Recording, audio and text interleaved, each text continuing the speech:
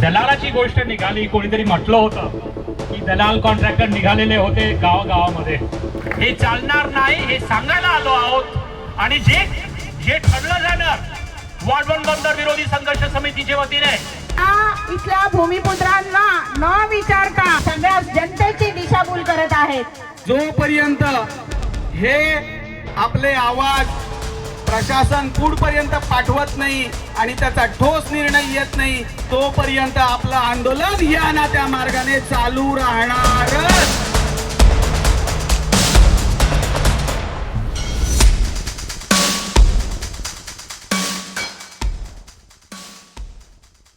एकोणीस जानेवारी 2025 सकाळी 10 वाजता पालघरच्या जिल्हाधिकारी कार्यालयाजवळ मोर्चा निघाला होता.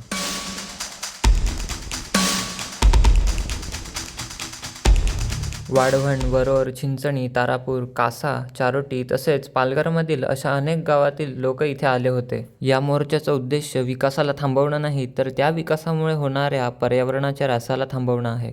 चला तर जाऊन बघूया कालच्या या मोर्चामध्ये काय घडलं ते.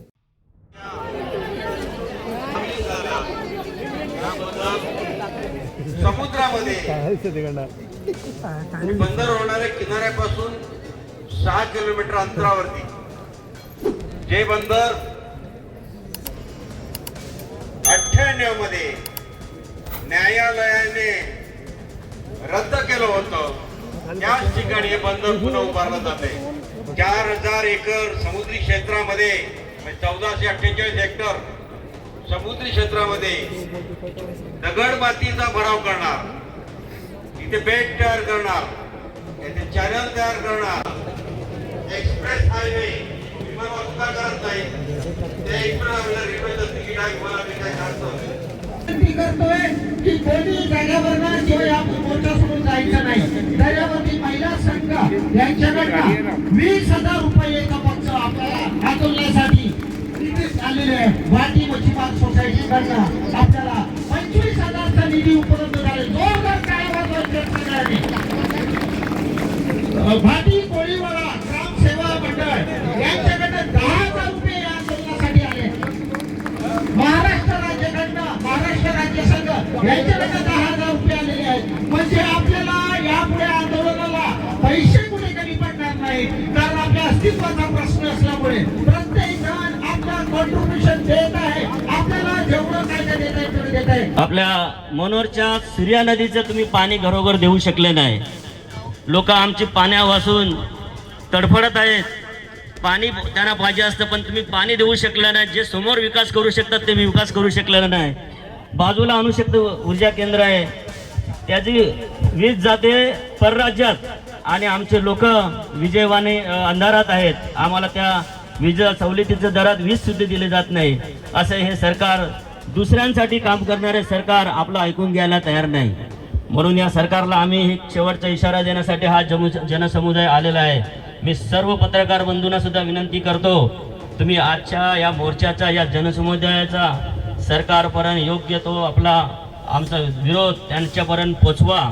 आणि पोलीस प्रशासन आणि प्रशासकीय अधिकाऱ्यांना सुद्धा मी सांगू इच्छितो की तुम्ही सुद्धा हा खरा रिपोर्ट वरपर्यंत पोचवा की इथे जोरदार या प्रकल्पांना विरोध आहे आणि ह्या लोकांना हा प्रकल्प पाहिजे नाहीये. परत एकदा मी सर्वांना सांगतो, एकच जिद्द, एकच जिद्द. जय. यालाही विनंती केलेली आहे की कलेक्टर मॅडम, हा जनसमुदाय आपण याची देही, याची डोळा एकदा बघा, म्हणजे आपल्याला कळेल की या वाढवण बंदराला, या टेक्सटाईल पार्कला, या मुरब्या बंदराला, या नव्या मुंबईला, या सगळ्या येणाऱ्या आमच्या इथल्या भूमिपुत्रांना उद्ध्वस्त करणाऱ्या या प्रकल्पाला आमचा किती विरोध आहे हेही आपण बघा आणि तसा रिपोर्ट करा. दलालाची गोष्ट निघाली, कोणीतरी म्हटलं होतं की दलाल कॉन्ट्रॅक्टर निघालेले होते गावागावामध्ये. आणि आपल्याला माहिती आहे, सर्वांना माहिती आहे की त्यांच्या त्यांच्या गावामध्ये दलाल निघालेले आहेत.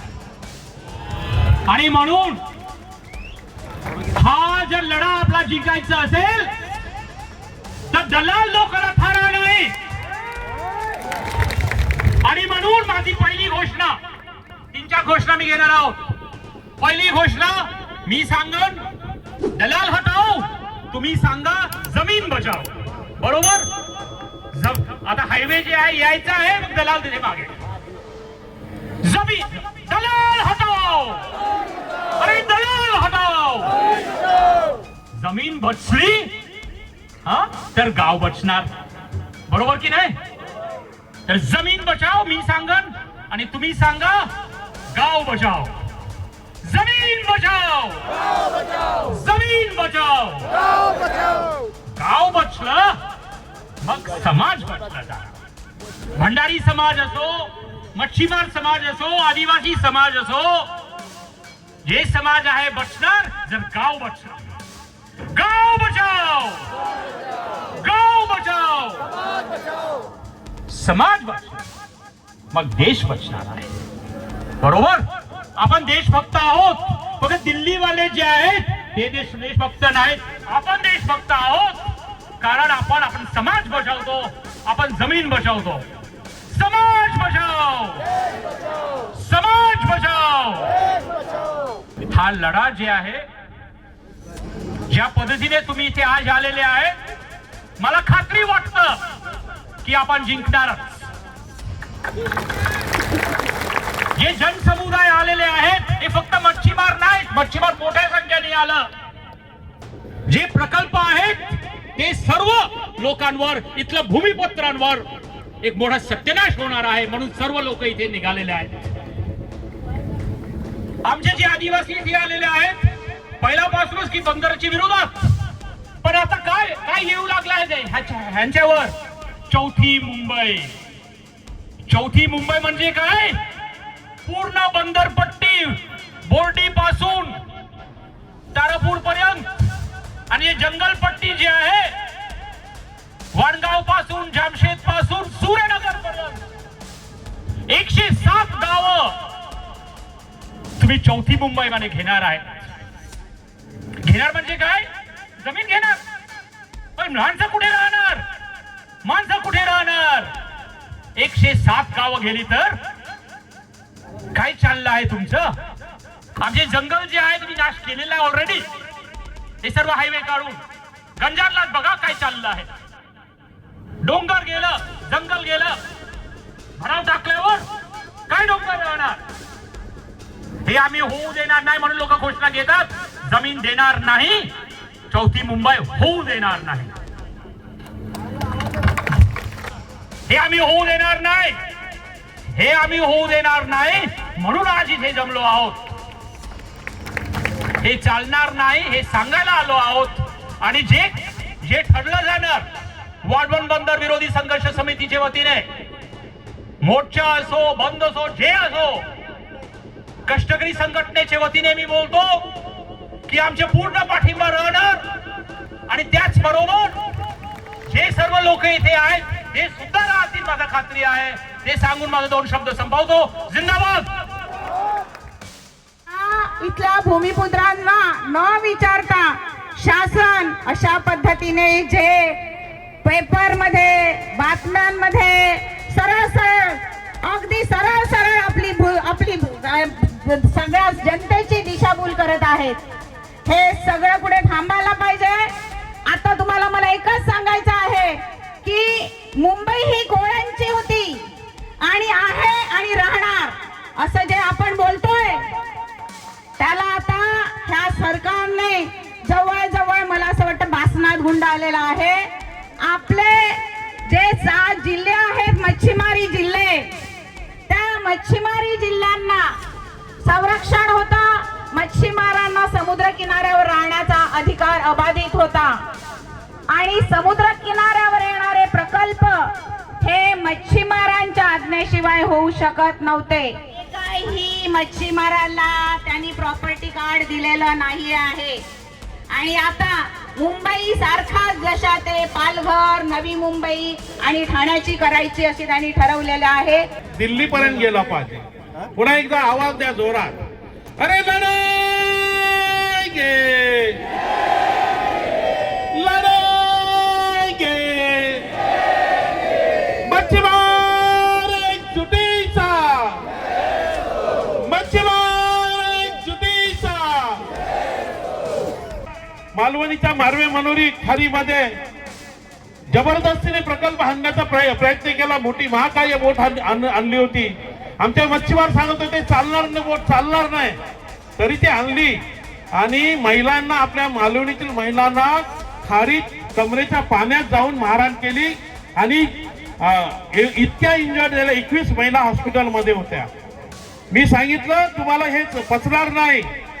15 दिवसाच्या आत तिथले एसीपी जे होते कुर्णे साहेब, त्यांच्या मुलांनी स्वतःच्या बायकोला रिव्हॉल्वरने शूट केलं आणि स्वतः शूट झाला. आणि ज्या वेळेला मी कुर्णे साहेबांकडे बसायला गेलो त्यावेळेला सांगितलं की मला कोली महिलांचा शाप घडला, त्याच्यामुळे हे माझ्यावर आज परिस्थिती आली. त्यावेळी देण्यासाठी फक्त मॅप आलेला आहे. हे वाढवण बंदर, मुरबे बंदर प्रकल्प रद्द केले नाही तर त्या कोली समाजाचे एवढंच सांगेन भाजप सरकारला की रामाच्या नावाने भीक मागितली, राम के नाम दे दो बाबा सांगितलं, रामाच्या नावाने मतं मागितली आणि त्याच रामाच्या रामायण ज्यांनी लिहिलं त्या वाने कोल्याच्या वंशजाला तुम्ही आज रस्त्यावर आणता.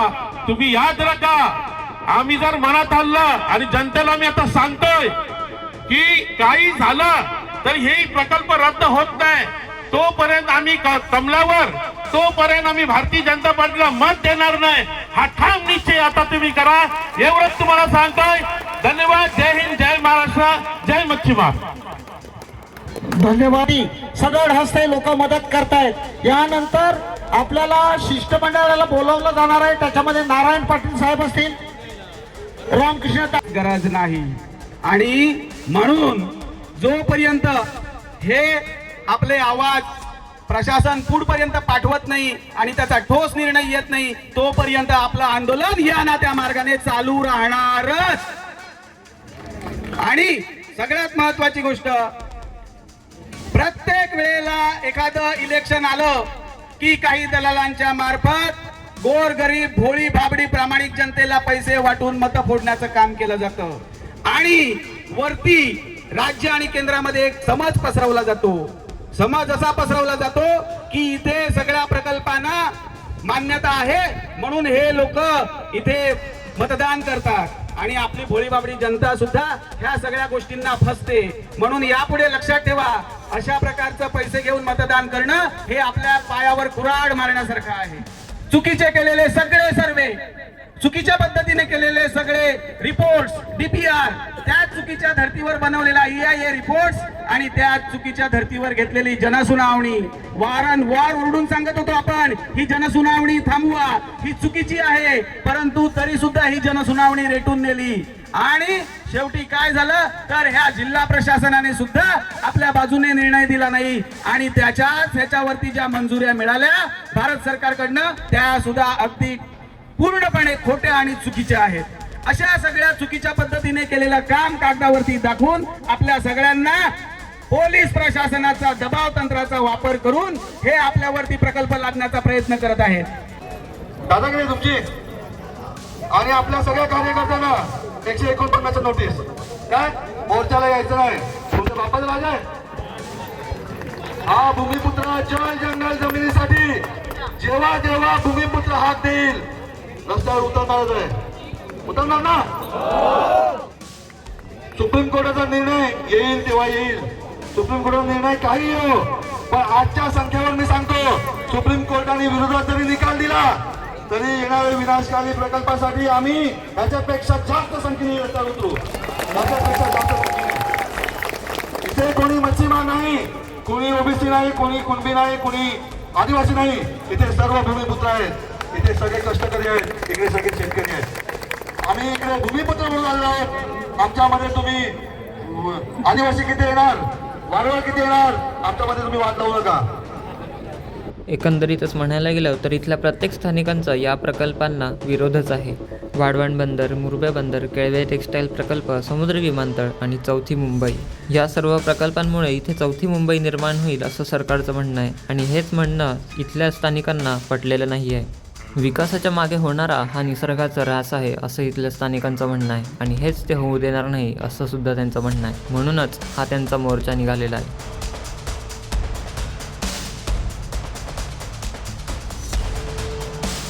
आता तुम्ही माझ्या मागे बघू शकता भयंकर अशी पब्लिक आलेली आहे मोर्चासाठी आणि खूप अशी जनता आलेली आहे. म्हणजे प्रत्येक ठिकाणाहून इथे मोर्चासाठी आलेली आहेत. इथेच बरीच लोक आहेत. म्हणजे ही एरिया नाही तर पुढचे पूर्ण एरिया भरलेले आहे मोर्चासाठी आणि इथे पण भरपूर लोक बसलेले आहेत. पूर्ण रस्ता बंद केलेला आहे. सुरुवातीपासून ते शेवटपर्यंत हा रस्ता बंद आहे मोर्चासाठी. आत्ता मी जिथे बसलेलो आहे तिथे बरीच अशी लोक वाढवण बंदराच्या विरोधात मोर्चा घेऊन आलेले आहेत आणि ती सुद्धा इथे बसलेली आहेत. आम्ही पालघर वडराईवरून आले आहेत. बाकी सगळे वडराईवरचेच आहेत. बरं. तुम्हाला काय वाटतं वाढवण बंदराबद्दल? मुंबईवरून आलेलो आहेत. कुलाबा, मी मच्छीमार सर्वोदय सोसायटीचा चेअरमॅन आहे आणि हा जो चाललेला आहे वाढवण बंदराचा विषय जो 10 वर्षापूर्वीपासून विरोध जो चाललेला आहे तो अद्याप परत त्या वाढवण बंदराला विरोधच आपण दाखवतो आहे. पण अद्याप कुठे सरकार त्याची दखल घेत नाही आहे आणि आपले जे राज्याचे मुख्यमंत्री आहेत ते वारंवार फसवतात.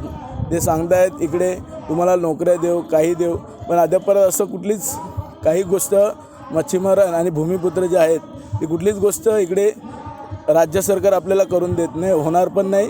आणि असंच शिवाजी स्मारकचं जे आमच्याकडे जे आंदोलन झालेलं, जे पाण्यामध्ये शिवस्मारक बांधणार होते तिकडे पण आम्हाला पण असंच खुल्याब्यामध्ये शासनाने आम्हाला असंच हे केलं. ते मच्छीमारांची जागा मच्छीमारांची जी जागा आहे ती जागा अशी आहे की तिकडे सगळं मासे उत्पादतात, पण तिकडे पण असंच आम्ही आंदोलन छेडलं आणि आता ते हाणून पाडलं आहे. तसं जे वाढवण बंदराचं पण अशी आंदोलनं आपल्याला घ्यायला लागेल. ह्याच्यापेक्षा मोठा जे मराठाचं आंदोलन झालं त्याच्यापेक्षा मोठा आपल्याला आंदोलन हा मुंबईमध्ये घ्यायला लागणार. कारण का हे राक्षस, हे वाढवण हे राक्षस आहे, आपल्याला सगळ्यांना गिळून टाकणार असं की आहे.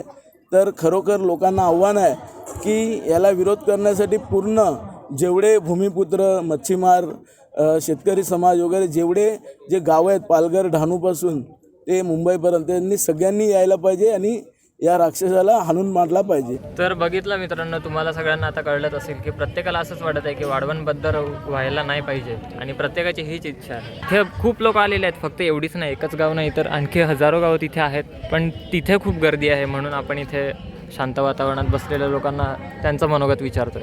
धन्यवाद. चौथी मुंबई या विकासाबद्दल तुमचं मनोगत काय आहे ते कमेंटमध्ये नक्की सांगा आणि सबस्क्राईब करायला नक्की विसरू नका.